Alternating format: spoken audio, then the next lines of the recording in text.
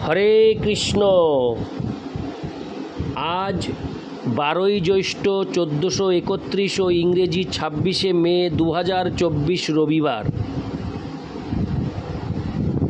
আজ আমি শ্রীমদ্ ভাগবতম পাঠ করছি। পাঠ করছি শ্রীমদ্ ভাগবতমের দ্বিতীয় স্কন্দের 9ম অধ্যায় ভগবানের বাণীর বর্ণনার মাধ্যমে উত্তরের শ্লোক 43, 44, 45 ও অন্তিম শ্লোক 46। এই 46-এর মাধ্যমেই শেষ হবে 9ম অধ্যায়, দ্বিতীয় স্কন্দের 9ম অধ্যায়। হরে কৃষ্ণ। আমি সর্বপ্রথম পাঠ করছি শ্লোক 43। তুষ্টং নিশাম্য পীতরং লোকানাং প্রপিতামহম দেবর্ষি পরিপোপ্রচ্ছ ভবান জন্মানুপৃচ্ছতি। অনুবাদ: হে মহারাজ, আপনি এখন আমাকে যে সমস্ত প্রশ্ন জিজ্ঞাসা করছেন, দেবর্ষি নারদ লোকসমূহের প্রপিতামহ স্বীয় পিতা ব্রহ্মাকে প্রসন্ন দেখতে পেয়ে সেই সমস্ত প্রশ্নই করেছিলেন। তাৎপর্য: চিন্ময় বা দিব্যজ্ঞান লাভ করার জন্য তত্ত্ববেত্তা মহাপুরুষের কাছে প্রশ্ন করার যে বিধি, তা পাঠশালার শিক্ষকের কাছে সাধারণত প্রশ্ন করার মতো নয়। আধুনিক যুগে বিদ্যালয়ের শিক্ষকেরা কতকগুলি তত্ত্ব প্রদান করার জন্য বেতনভোগী কর্মচারী মাত্র, কিন্তু গুরুদেব বেতনভোগী কর্মচারী নন। তিনি যথার্থ অধিকার প্রাপ্ত না হয়ে উপদেশ দান করতে পারেন না। শ্রীমদ্ ভগবদ্ গীতায় 4:34-এ দিব্যজ্ঞান লাভ করার বিধি বিশ্লেষণ করে বলা হয়েছে, তদ্বিদ্ধি প্রণিপাতেন পরিপ্রশ্নেন সেবয়া উপদেক্ষন্তি তে জ্ঞানং জ্ঞানীনস্তত্ত্বদর্শিন।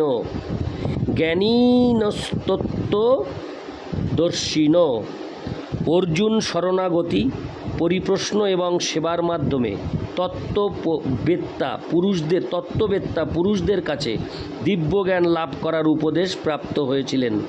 দিব্যজ্ঞান লাভ করার পন্থা টাকা ভাঙানোর মতো ব্যাপার নয়। এই জ্ঞান লাভ করতে হয় সদ্গুরুর সেবা করার মাধ্যমে।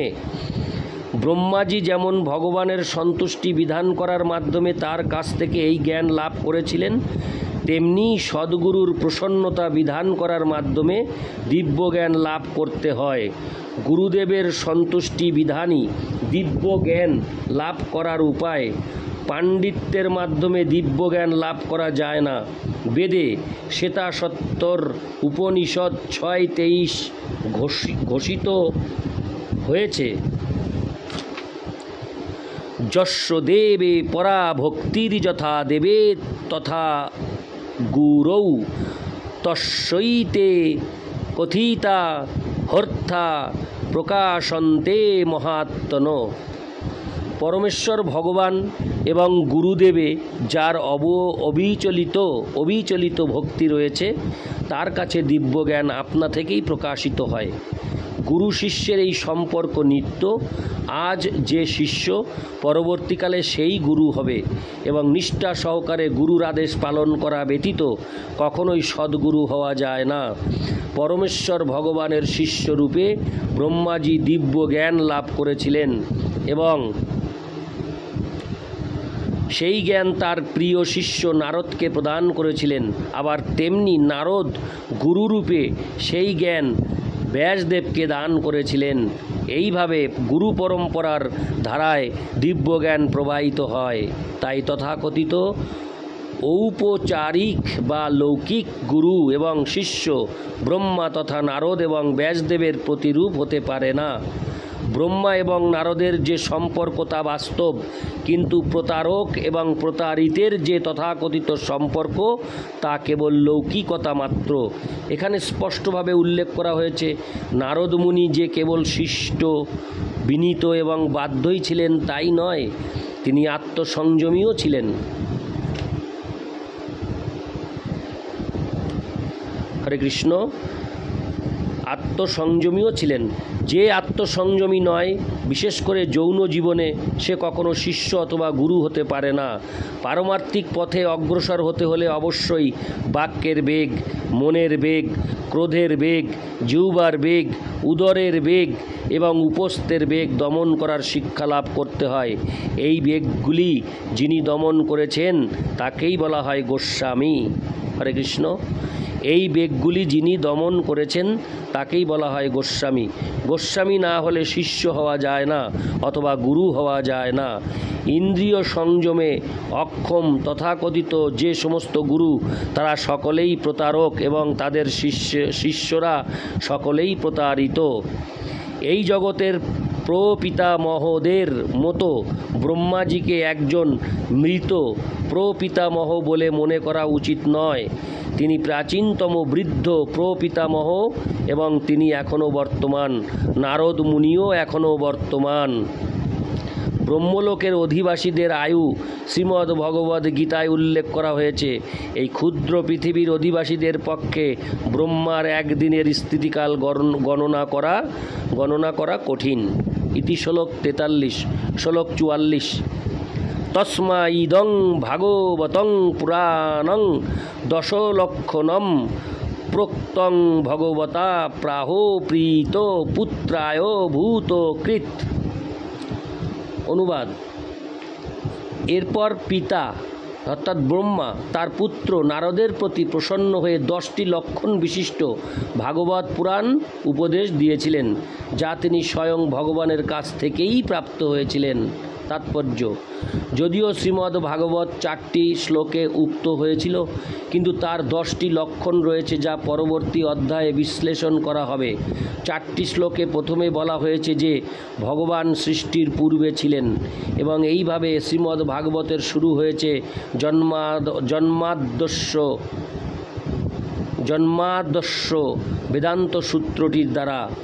যদিও জন্মাদ্যস্য হচ্ছে শ্রীমদ্ ভাগবতের শুরু, তথাপি 4টি শ্লোকে বর্ণিত সৃষ্টি থেকে শুরু করে ভগবানের পরম ধাম পর্যন্ত সব কিছুরই মূল হচ্ছেন ভগবান এবং তাতে 10টি লক্ষণের ব্যাখ্যা করা হয়েছে। ভ্রান্তিবশত কখনো মনে করা উচিত নয় যে ভগবান কেবল 4টি শ্লোক বলেছিলেন এবং তাই শ্রীমদ্ ভাগবতের অবশিষ্ট 19,994টি শ্লোক অর্থহীন। যে 10টি লক্ষণের বিশ্লেষণ পরবর্তী পরিচ্ছেদে করা হবে, আমি আরেকটু আগের থেকে পাঠ করছি। ভ্রান্তিবশত কখনো মনে করা উচিত নয় যে ভগবান কেবল 4টি শ্লোক বলেছিলেন এবং তাই শ্রীমদ্ ভাগবতের অবশিষ্ট 17,994টি শ্লোক অর্থহীন।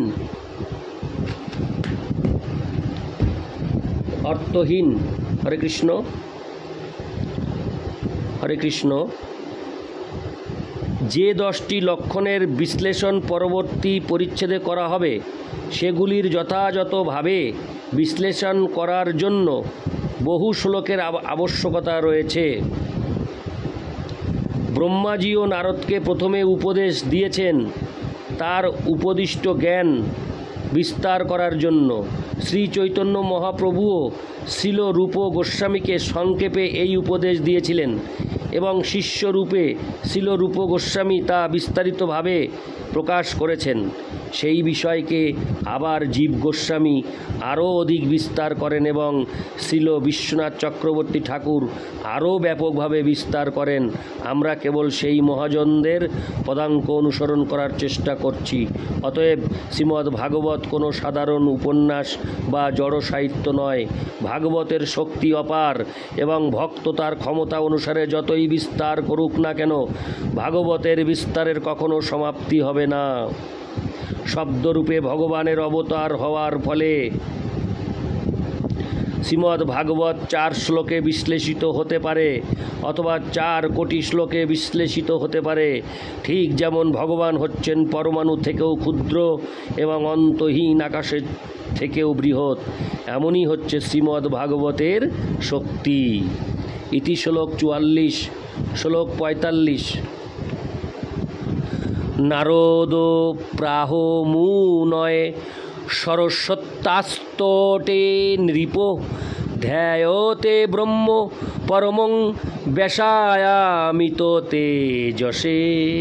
অনুবাদ: হে রাজন, পরম্পরাক্রমে দেবর্ষি নারদ সরস্বতীর তীরে ভক্তিযোগে স্থিত হয়ে পরম সত্য পরমেশ্বর ভগবানের ধ্যানমগ্ন অনন্ত শক্তি সম্পন্ন ব্যাসদেবকে শ্রীমদ্ ভাগবত উপদেশ দিয়েছিলেন। তাৎপর্য: শ্রীমদ্ ভাগবতের প্রথম স্কন্দের পঞ্চম অধ্যায়ে নারদ মুনি মহর্ষি ব্যাসদেবকে উপদেশ দিয়েছেন। অথো মহাভাগ ভবান মোঘদৃক শুচিশ্রবা সত্যরথ ধৃতব্রত উরুক্রমশাখিল বন্ধমুক্তয়ে সমাধিনানুস্বর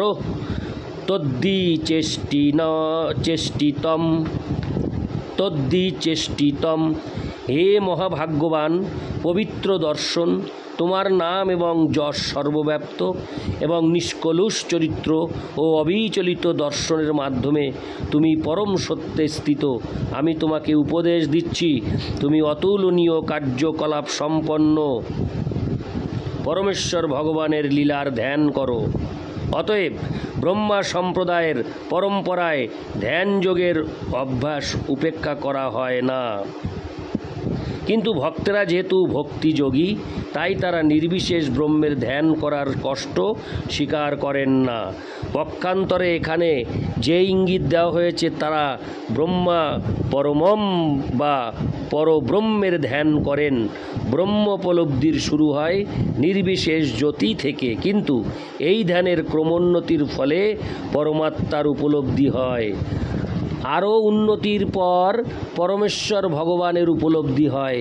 ব্যাসদেবের গুরু রূপে নারদ মুনি ব্যাসদেবের স্থিতি সম্বন্ধে ভালো মতোই অবগত ছিলেন এবং তাই তিনি তার পারমার্থিক উন্নতির স্বীকৃতি দিয়ে বলেছেন যে তিনি গভীর নিষ্ঠা সহকারে পরম সত্যে স্থিত।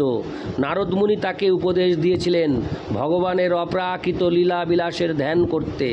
নির্বিশেষ ব্রহ্মের কোনো লীলাবিলাস নেই, কিন্তু পরমেশ্বর ভগবান লীলাময় এবং তার এই সমস্ত লীলা দিব্য, তাতে জড় গুণের লেশমাত্র নেই।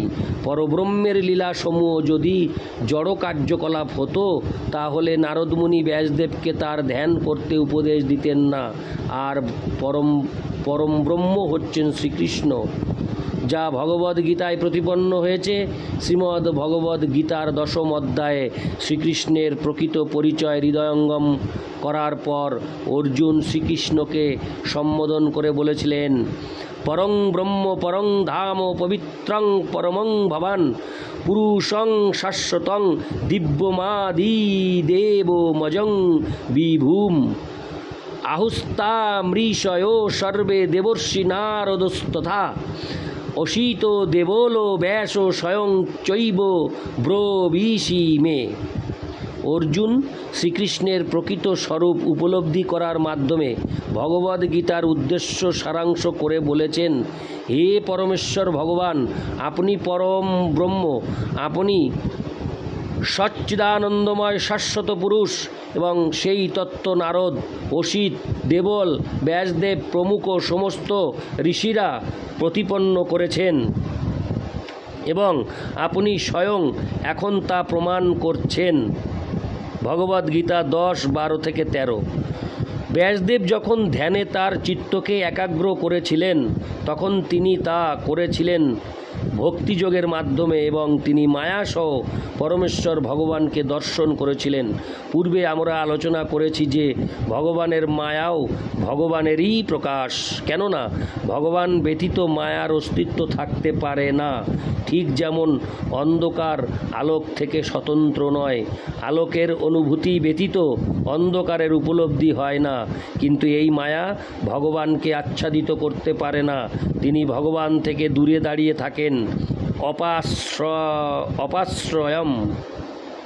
তাই ধ্যানের পূর্ণতা হচ্ছে তার লীলাসহ পরমেশ্বর ভগবানের উপলব্ধি।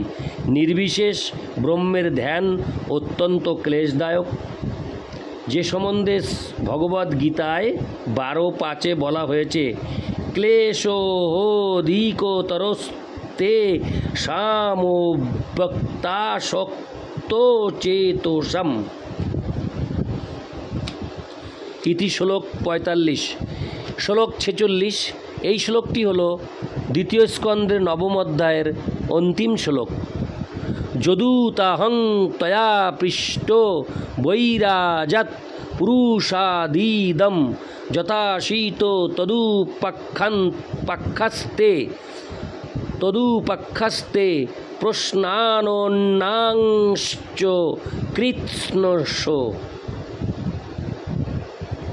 কৃৎস্নশ। অনুবাদ, আমি 46 শ্লোকটি আরেকবার পাঠ করছি।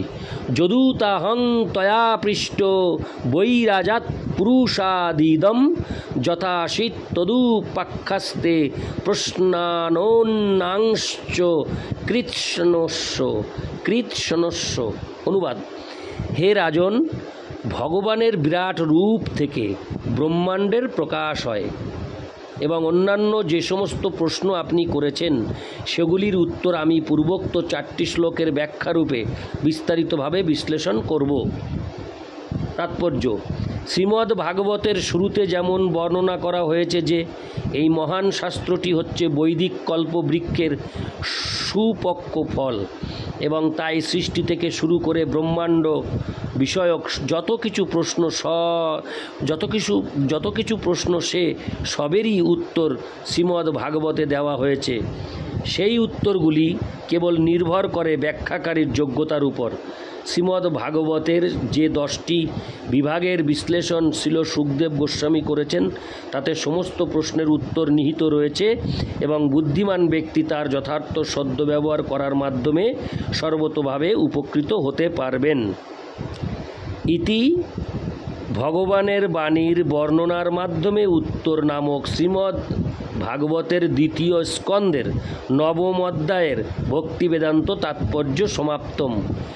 এবং শ্লোক 46-এর সাথে সাথে দ্বিতীয় স্কন্দের নবম অধ্যায় পরিসমাপ্তি হল এখানেই। নারায়ণ হে নারায়ণ ভবভয়হরণম নারায়ণ লক্ষ্মীকান্তম কমলনয়নম মঙ্গলচরণম নারায়ণ। হরে কৃষ্ণ।